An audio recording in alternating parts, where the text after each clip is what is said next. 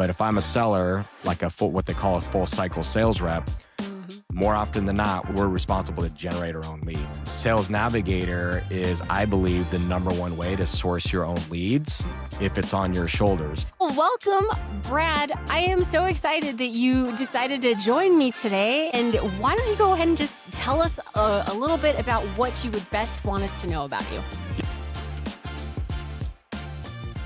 Ali, thank you so much for having me on, by the way. It was an honor to join your show. So when you asked me to jump on, did not hesitate. But yeah, my background, Ali, I was in business development for over 20 years. And I started off in consumer tech and sold SaaS software. And then my latest role in corporate, I worked for a company called OtterBox as their director of business development for new product launches and everything else. And back in 2023, left OtterBox and ended up starting my own sales development and marketing agency, all built around LinkedIn. And so that's kind of the high level of my background. That's amazing. Well, the reason I wanted to have you on and chat is because as you're working with sales leaders today, knowing that they have access to these amazing tools like LinkedIn, Sales Navigator, all of that stuff, but they don't want like spammy outreach. They don't want this like fake personalization. It just feels like it puts a barrier between trust. Is that really the case, or what do you see? Yeah, I think we're living in an age where a lot of these sellers, especially in the enterprise sales space, and just in general, right? Like if you're a founder-led business or a small business owner, the tech stacks and the technology that's out there, it is so deep and wide, it can be pretty intimidating. And as a matter of fact, I was actually on a call earlier today with an individual who's a founder of a company and just had conversation around Sales Navigator and how kind of intimidating it is to kind of take a look at that platform. And I think what really gets in the way of a lot of sellers or people that are just trying to connect with other people to grow their business is really taking the time to understand what is at their disposal to use to better connect with other people. Now, I personally believe that Sales Navigator is one of the best tools that's out there to authentically reach out and connect with other people. I guess where it gets lost, Ali, is that people use automation tools. They use kind of AI to, kind of craft their messaging and all that kind of stuff, which is okay, but there's a authenticity that gets missed in that. And I personally don't believe in mass automation outreach, especially if you're really trying to connect with, people that you want to do business with, because it really comes down to the quality of the lead versus the volume of leads that you're reaching out to. The second thing is, if you do the research on the accounts or the businesses that you're trying to call on, you really want to do your diligence and do the right research and understand, hey, is there something here that I can really truly help them out with? And if you do find that, then you can really authentically kind of connect with people in a way that people can appreciate. I love that because for sure I've been the victim of, these spammy things that I know a human did not write. So what I'm hearing you say is, hey, there is going to be a little bit of effort put into the whole researching, understanding who you're talking to. And so from your perspective, I guess, what do you believe is actually the problem, or what's really broken with modern prospecting? Is it the use of the tools, or is it maybe our mindset around it? It's 100% mindset, number one, for sure. I think the mindset around tools today is that, a lot of the heavy lifting, especially when you're developing new business or trying to, go out there and develop new relationships, a lot of these tools make it difficult in a lot of ways to be able to connect and find the right people. Because at the end of the day, let me give you a quick story, Ali. So I was talking to a software company last fall. We're going to do an engagement in Q2. And what they had was basically all these lists of these customers that they got from events and inbound leads and everything else. And they were doing these mass email campaigns. They identified like the right titles and stakeholders inside of these accounts, but it was a very general like messaging, right? So they would flow these leads into their CRM and do this mass outreach and email. And they only got like a 1 or 2% conversion rate. And the gap behind that is that they were not identifying triggers or even buying signals, right? Because sometimes these triggers and buying signals, they're trailing maybe 9 months, maybe 6 months behind. Where if you're using Sales Navigator is more about real time triggers and buying signals, people that are actively interacting and sharing things that's going on inside of their company that really give you that signal and kind of that green light to reach out to them. So I think in some ways, tech stacks and tools can definitely get in the way in that way. I Mhm. know that people want to kind of take, like, as a sales rep, the tendency is to, get the result and get the lead and have the conversation in right away. Well, we live in a world today where there's 80% of business to business buyers are already down the buying journey before they even engage with a sales rep. So our responsibility is to be strategic on our outreach and really nurture these leads and do it in a way that you can add value first. It's really about adding value first and insight first, kind of this education mindset first when you first, connect with these, individuals or these companies. So hopefully that makes sense. Well, it absolutely Yeah. does. It brings up 2 different questions. Let's talk about Sales Navigator first. Like where are sales teams possibly not leveraging it to the extent that they could? Yeah, totally, totally. So Sales Navigator and just LinkedIn in general, most people, they'll take a look at it and they'll use it as more of a like a data validation tool, Mhm. number one, or they'll use LinkedIn and or Sales Navigator as really kind of a recruiting tool kind of thing, right? And that's how Mhm. LinkedIn was really originated. It was kind of this HR recruiting Yep. platform, and now it's turned into this massive business networking platform. Mhm. So, and that's kind of where it got left off. So, there's a lot of people out there that are not really understanding, hey, how do I best leverage Sales Navigator? And so, the Mhm. way you want to look at Sales Navigator, it's truly like this active working prospecting workspace, if that makes sense. It's a digital prospecting workspace for sellers. And the way you want to look at it is that in the homepage on Sales Navigator, you can take a look at real-time alerts. There's alert notifications in there as soon as you build your lead list through accounts and or leads, Mhm. and people that post things or company pages or any notifications that might happen inside that account, it's real time because somebody's actually posting it of an event that might have happened that week or last week, or maybe there's some events that are coming up, soon. It could be things like job changes, right? Job changes are a Mhm. big trigger, right? Sure. That we want to take a look at from a seller's perspective. And the reason for that is because if somebody gets in a new role and they're in that role that maps to maybe whatever product or service that you're selling to, and they're in that role for, call it 3, maybe 6 months, they're in that role long enough to know that, hey, I may need to make some changes here. And that's what happens most of the time when people make a job change. So that's probably the most popular trigger. The Sure. other one is that when people post certain things that happen inside their organization, like a new round of funding, or there's growth initiatives that happen inside of their company that kind of give that trigger of like, oh, they're investing dollars in growth. So what does that mean? Does that mean that they're investing dollars into more marketing solutions, or are they adding headcount on their sales team? What does that look like? And so those are probably some leading indicators on some other types of examples that you can take a look at. People view your profile on LinkedIn. That's another Right. trigger. People that are in the news, all those types of things. So yeah. Where is the would you say, look, sales reps are under a ton of pressure, right? And they have access to like we talked about a pretty big tech stack overall.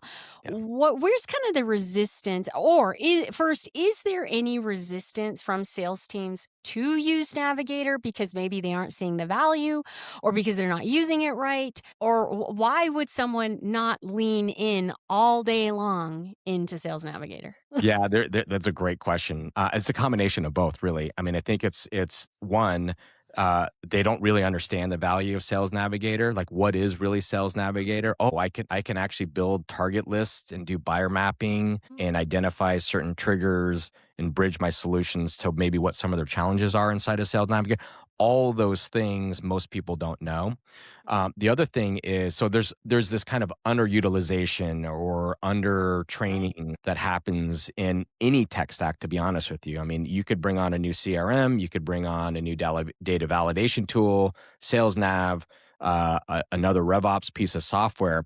The problem is that RevOps teams, they have this in their head where we can create this elaborate tech stack and it's going to make our sales team so efficient. We're going to find all these leads, we're going to connect with them, and we're going to grow our revenue. Well, more often than not, a lot of these, teams, what they'll do is they'll buy the piece of software without a plan or strategy.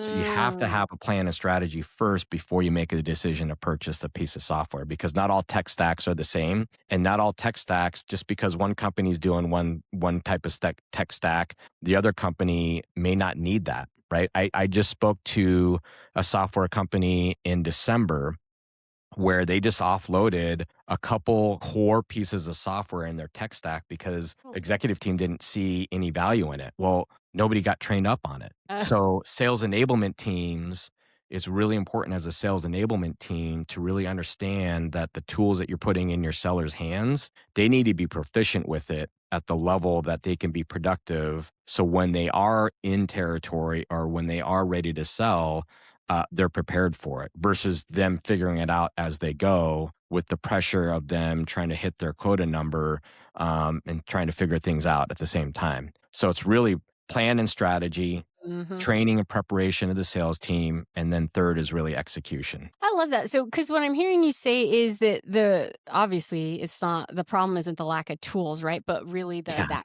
clarity around how to use them.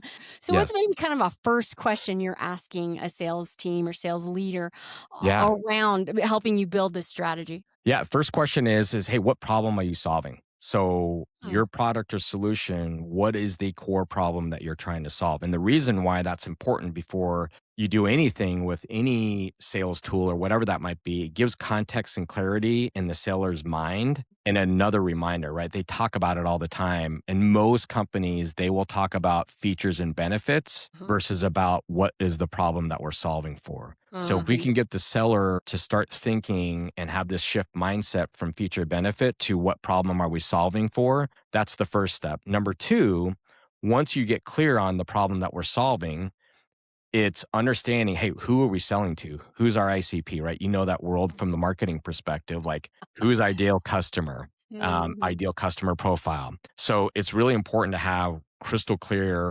profile built out for your ideal customer. And so once you have that, you can map those two pieces inside of Sales Navigator and build out your target list accordingly, your personas and those types of things, which again, most people don't even understand, or I don't want to say understand, but most people probably don't know that that's a function inside of Sales Nav that you can do.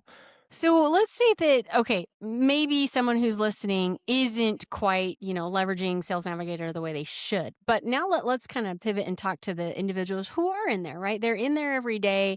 Uh, but maybe it's not yielding the results that they're hoping for, right? So I have two questions, but the first one that I'll ask is I know you're a pro at really helping teams kind of create these repeatable, predictable prospecting systems. Why would you say that repeatability is so important for both results as well as coming off as like maybe ethical and human? Right, right.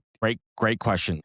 First and foremost, like the whole principle behind prospecting is it's an accumulative kind of effort, meaning, um, you know, when people go to the gyms, right, and they work Mhm. out, they're eating right, they're exercising every day, right? There's a lot of trainers out there that'll give you structured program between, what you eat and how often you exercise Mhm. and what type of exercises you do. And there's probably end goals and objectives that you're trying to accomplish. But what the thing is with prospecting, it's the exact same thing. Now, you're not going to see results like from day one. You may not even see results first week or two kind of thing. But the activity of actually engaging and connecting with people over a period of time is what's going to like yield the results. It's really about the process. And so the framework that I really kind of, teach these teams is very simple, right? You want to do first and foremost, you want to time block at least an hour a day to Okay. go into Sales Navigator and take a look at the alerts and take a look at kind of the activities that are going on. So now, what is that framework? Well, it's what I call a 742. Oh. So what you want to do is you want to identify 7 key accounts, right? And whatever that account is inside that vertical, whatever it might be, and Mhm. add them to your list of however you want that list to be, whether you verticalize your target list or prospect list, or you segment them out in a different way. You want to identify like 7 accounts. The 4 part in this framework is that you want to identify at least 4 stakeholders in each of those accounts. Okay. Four stakeholders. So in this case, let's say you sell talent acquisition software. Okay. You're probably going to want to target your CHRO, your VP of HR, your talent acquisition director, your talent acquisition manager, and you maybe even have like maybe a fifth person in there where it's like the talent acquisition manager, something along the lines of that, right? Right. Well, think about that. You identify 4 to 5 individuals inside of those 7 accounts. That's 28 to over 30 people right there that you now have a list that you can reach out to and connect with. And the 2 part on the 742 framework, the 2 part is actually taking actions on each of those individuals. So the first action is making a connection request on LinkedIn, Okay. right? You can do it with a note or without a note. Everybody's preference is a little bit different. There's no better practice than the other. Whether you send a note with the connection request or without, it doesn't matter. Send the connection request. The second action is you want to tee up some type of value add or insight and shoot that off in a message to that individual as soon as they accept your connection. Mm-hmm. But you're leading with insights and education. You're not pitching your product. And that is the very first like building block to kind of build that trust with that prospect. And so that's kind of the framework that I, teach, and, individuals and sales teams can do this every day, 5 days a week. It could be 3 days a week, but block out at least 1 hour per day to do it. Well, and this system, I imagine, is what really helps, salespeople find maybe higher quality leads versus just kind of treating it as this numbers games. Yeah, well, and that's where it comes down to identifying who your ICP is, Mhm. who's your core customer, who's your core accounts that you're going after. When you have that definition of it, you automatically position yourself to get in connected with higher quality leads. And Mhm. so again, it's a cumulative effort over time that Mhm. eventually those will turn into conversations, because your ultimate goal on Sales Nav is to get a conversation going. And once that conversation starts, then you can drop it into your CRM and start tracking that as your pipeline. Absolutely. And, you've been doing this a long time. You were a sales leader yourself, and now you're guiding other sales leaders over the years. And, now today, where are you seeing maybe some of the things that we shouldn't be doing, or maybe the things that we're doing without realizing it that's kind of causing us to lose integrity or to weaken relationships so that we aren't connecting in a better, more human way? Yeah, great question. So I would say probably the number one thing most sales reps what they'll do is they'll organize their day more chasing down proposal creation or following up the customers, those types of things. But what I would say is that most sellers, at least what they should be doing, is time blocking out prospecting and new business development time, minimum 3 days a week. Monday, Mhm. Wednesday, Friday, could be in the morning or late in the day, whatever is the preference for you. But if they consistently do that over a period of time, they will get results. What happens most of the time is that like most people, they just it's inherent, right? As just as a seller, if you're in new business development, they don't like rejection, or hey, Right. what if this doesn't work? Or like as a seller, we're results driven, we're performance driven, so we want outcomes fast. Mhm. But if we can be just patient in that process, I heard from a good friend of mine where she's like, she's a great LinkedIn expert, but what she says is slow down your outreach to speed up your outcome. Wow. And that is something that resonates with me all the time. But if sellers can be disciplined in that, they're going to win. And it's just over a period of time, to do that. Now, LinkedIn Sales Navigator is a small piece of the collective pie Right. in the lead generation, ecosystem. Sure. However, most account executives, right, they're tasked to go out there and source their own leads. Oh. So Sales Navigator is, I believe, the number one way to source your own leads if it's on your shoulders. Now, your RevOps team and your lead gen team will create those leads from inbound events or whatever that might come your way. But if I'm a seller, like what they call a full cycle sales rep, Mhm. more often than not, we're responsible to generate our own leads. And so I've for years used LinkedIn in that way to do that. So Do you think, and I imagine the reason that sometimes, people aren't dedicating this time out, or they're feeling that pressure of, "Hurry, hurry," is probably because they do have a ramp up period, they've got quota they're carrying, so yeah. there is that pressure to, like, just get to the next one, whatever, right? It's probably why they're treating it as a numbers game.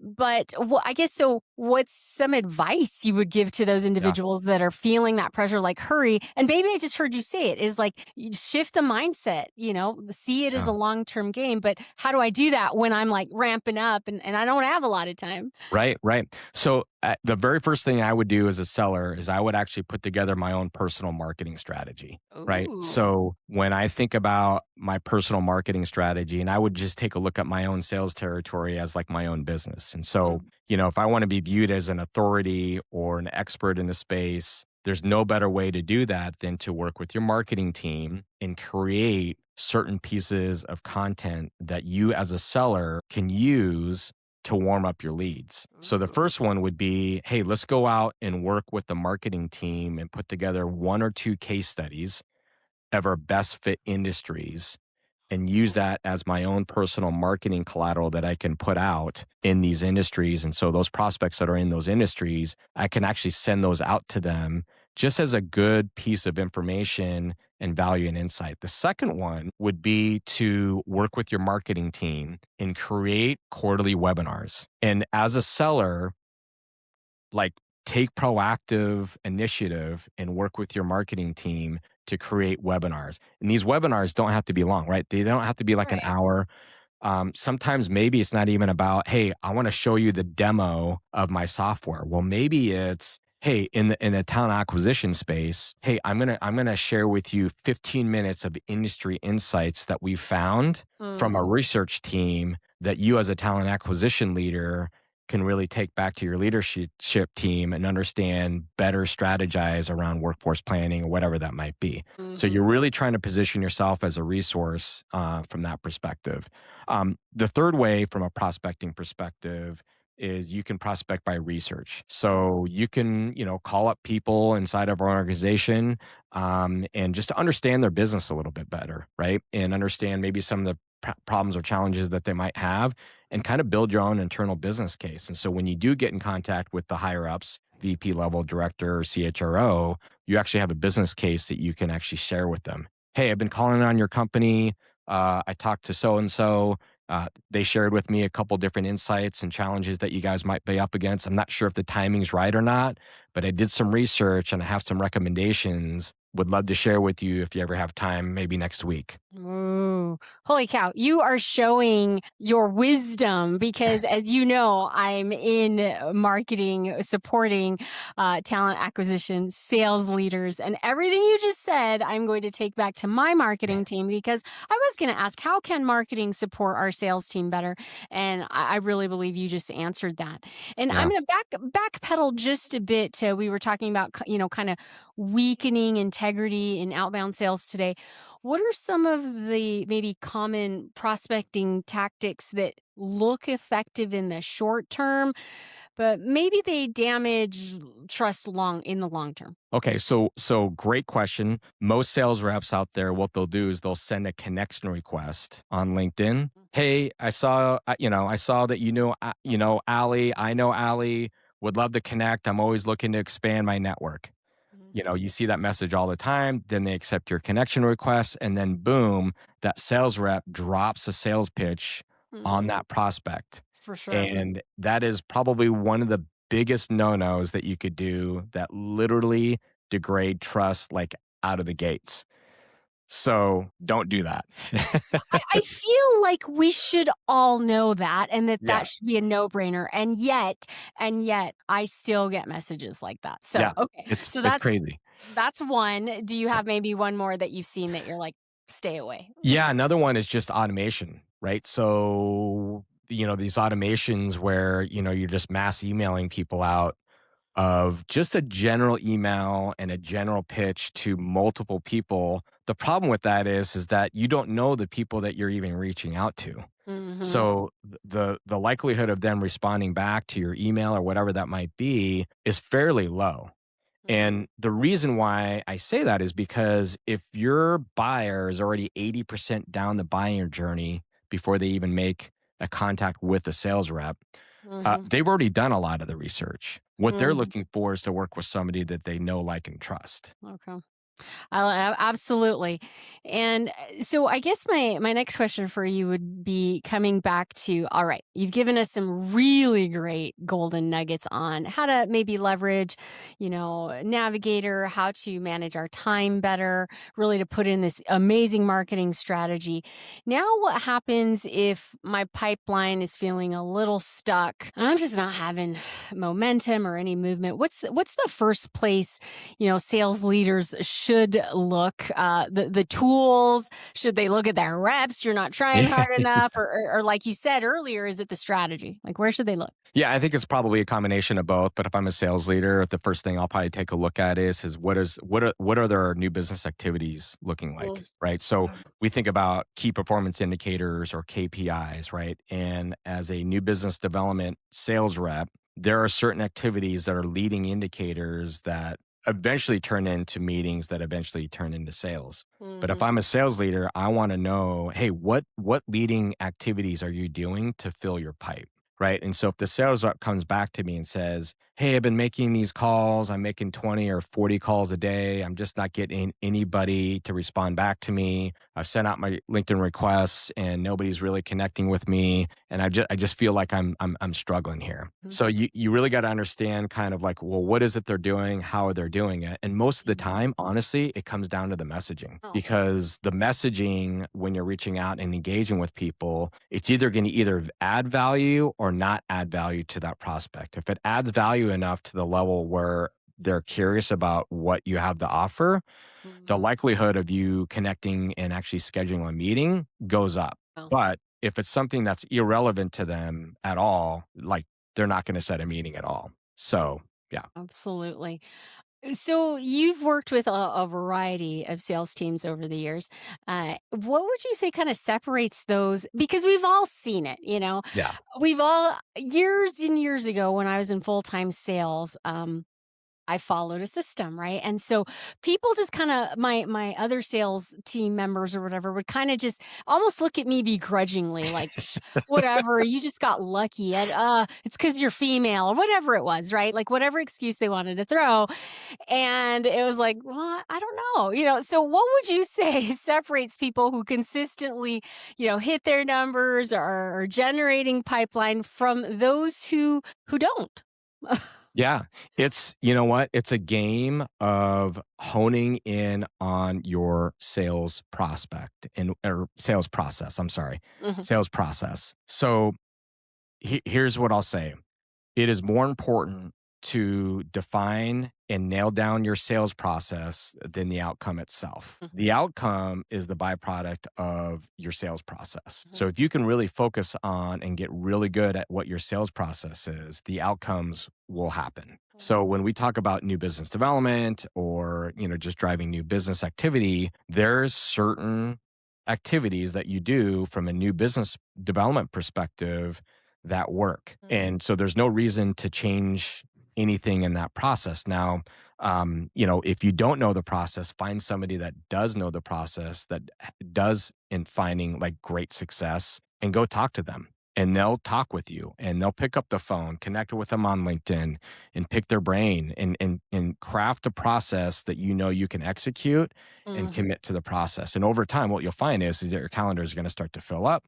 You'll get the appointments and sales will start to happen, but mhm, it's the discipline and process that you really want to focus on and the results will be there. And I get it. Like I've been there as a seller with the sales manager breathing down my neck. Hey, these are the numbers that we got to hit this quarter. What do you have forecasted in your pipeline? So on and so forth. And so, you got to figure out that right system and process first and foremost, because what happens is if you don't have a proven process or system to follow, then you start to kind of just wander and you start to do these random acts of Mhm. activity that don't get you anywhere. Yeah, you're kinda chasing the next tactic.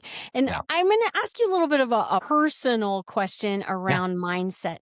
One of the hardest things that I experienced when I was doing a lot of outbound prospecting was the rejection. It is brutal. We all know and we wish that everybody was kind and respectful. Unfortunately, there were many a times that they were not. You're getting F-bombed, you're getting whatever. How did you deal how did you deal with the rejection and maybe, I don't know, get back to fight another day? Yeah.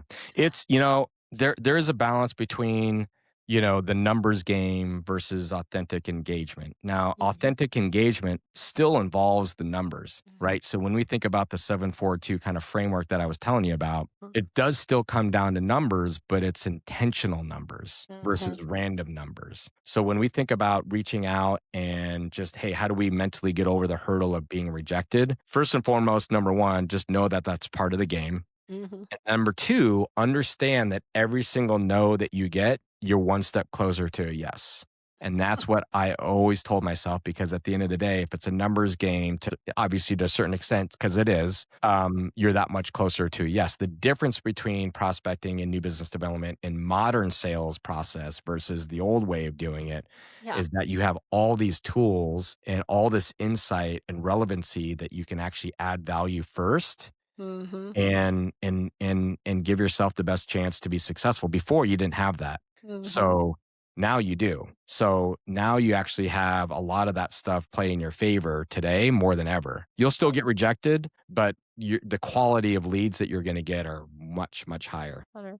So when sales leaders or organizations reach out to you because, that what's going on? What's happening that they kind of go, I need help. Like what are maybe some red flags or even just like signals that this is beyond their scope to solve and that they need to talk to someone like you?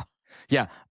One, the big problem is that they're either like, hey, how do we optimize sales nav or LinkedIn? Mhm. That's one. The other one is pipeline, right? Like our pipeline is low.